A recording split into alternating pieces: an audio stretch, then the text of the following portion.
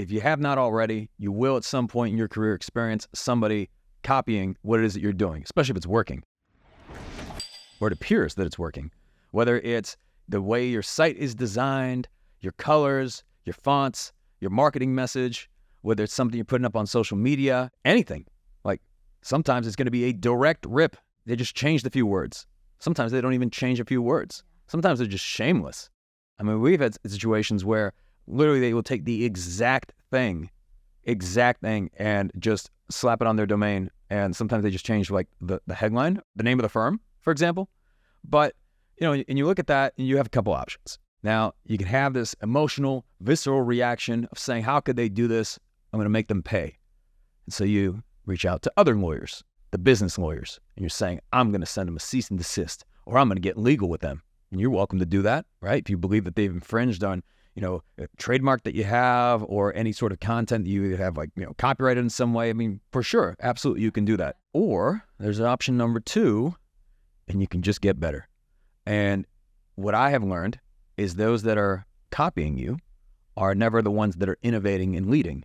And by the time that they've copied you, so long as you have not had your last great idea, you should always be further ahead and on to the next great thing. So you should always be iterating and innovating and improving. This happens to us all the time. People copy everything we do. But by the time they're done copying, we've already moved on to the next thing. And we've continued to push forward.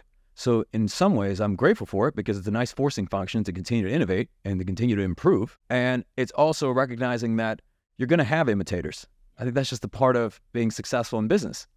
And just because someone doesn't have an original thought in their fucking brain doesn't mean that you have had your last great idea. I mean, we come across people literally where you think there's an in and outs of creativity there at all. It is literally someone looking at something and they probably don't even know why it's working. They just figure because you're doing it, it must be working. So then you can even be sinister and you can start putting things out they're going to copy that don't work, right?